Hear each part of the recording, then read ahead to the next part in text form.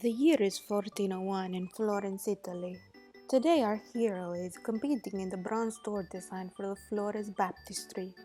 Here is our hero now. This is Filippo Brunelleschi, born in 1377 to Father Brunellesco di Lippo, a notary, and Mother Giuliana Spini. Born in Florence, Italy, he became a master goldsmith in 1348 at the age of 21 and would be an impacting architect in the Renaissance era. Let us see why. I will design the most beautiful doors to the baptistry and become the youngest successful architect in Italia. In 1401, Brunelleschi competed to design bronze doors for the Florence Baptistry that was under construction at the time. He was a young artist and made his talent and presence known with his door design. His talent was raw and natural, as you can see how realistic and detailed he sculpted. However, he did not win the competition. Instead, Lorenzo Ghiberti, an older and more known artist at the time, was favored by the judging committee and won the Baptistry Door Commission. I am Lorenzo Ghiberti, and I am better than you, Brunelleschi. Although Brunelleschi did not win this commission, being a top finalist for this important commission put his name on the map and made him well known. Because he did not win the door competition against Ghiberti, Brunelleschi gave up on sculpting and decided to learn the trade of construction and traveled to Rome along with his artist friend Donatello. When in Rome, he studied the Roman architecture intensely and gained the knowledge he would come to use shortly. There is another competition to build the dome of the Florence Cathedral. This is my chance to try again and beat the evil Ghiberti. I will win this competition and design a dome that will defy technology of this time and become a very successful architect, better than Ghiberti. At a meeting to award the construction of the cupola of Santa Maria del Fiore, Brunelleschi challenged other architects to make an egg stand on end on a flat piece of marble. The artist duly tried, but with no success. Brunelleschi then took the egg and cracked its bottom on the marble to make it stand upright, thus winning the commission. I win it! I win it! My genius! I will show you how to construct this dome. Yet it took 2 years for the Florentines to adopt Brunelleschi's dome proposal. The stability in dome structure consists of 8 longitudinal ribs, or sproni, and horizontal members. Its base is approximately 148 feet in diameter and almost 350 feet in height. There are 3 equal choirs, which terminate at the east choir and are circumscribed on 5 sides. In order to form the curvature of the dome and have it stand beneath itself, Brunelleschi built 2 shells of different strengths interconnected by precise dimensioned stone ribs. A light outer shell encases a thick inner shell, affixed in 2 ways and buttressing both shells. The shell supports suspended scaffold, growing ring by ring along with the dome. The skeleton of cross-braced ribs consists of 8 visible on the exterior and 16 more ribs located between the shells.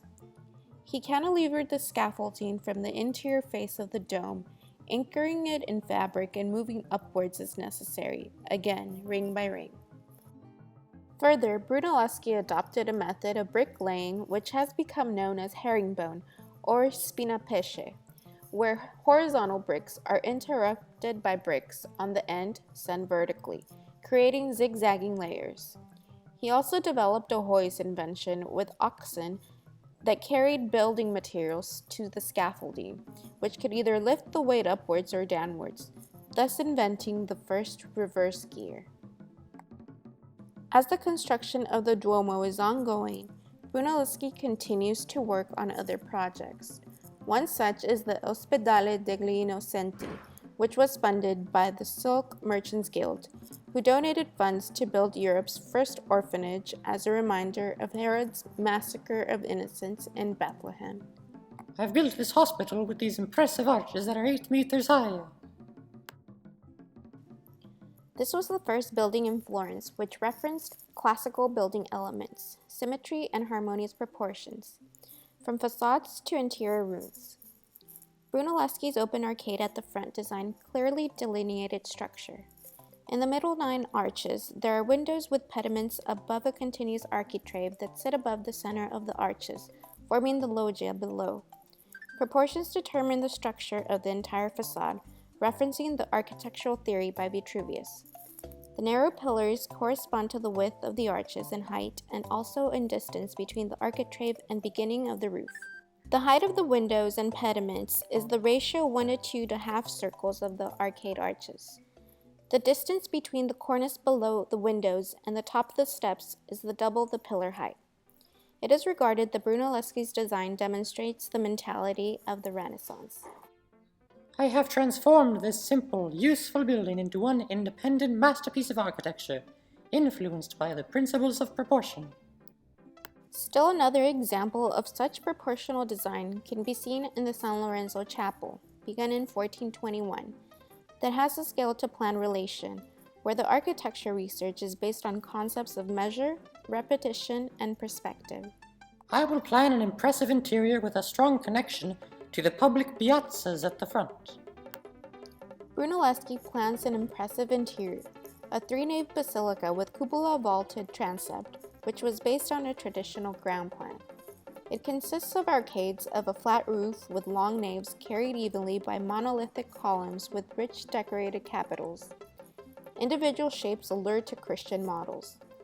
The vaulted side naves continue the rhythm of the middle nave in fluted pilaster frames of flanking chapels and arches above. Still today, the evenly lit room appears clearly adjusted to human scale in conception and canon of proportions. Inside the San Lorenzo Chapel lies the old sacristy, or Sagrestia Vecchia, commissioned in 1419 and completed circa 1428. It features a central plan building, with the cube and square as the dominant shapes. A hemisphere arches over the space of the square ground plan. In elevation, the building is divided in 3 equal parts, with side walls separated by accentuated entablatures. Here, the rectangular walls dominate. Arches and penitentives lead into the dome above. The dome's radius corresponds to exact measurements of wall sections. Every detail is derived of calculated proportions to the whole. Brunelleschi was working on these projects while the construction of the dome was still ongoing. The Duomo was not finished until after Brunelleschi's death, and during this time, he was not completely rid of Ghiberti, due to the Florentines' decision to have Ghiberti join Brunelleschi in the commission of the Duomo. And so, Ghiberti and Brunelleschi found themselves working alongside one another. I cannot stand you, Ghiberti! Oh, and you think I enjoy working with you? Bah! But we will make this work. Although competitive rivals, they found ways to learn to work together, and Brunelleschi indeed became a very successful architect.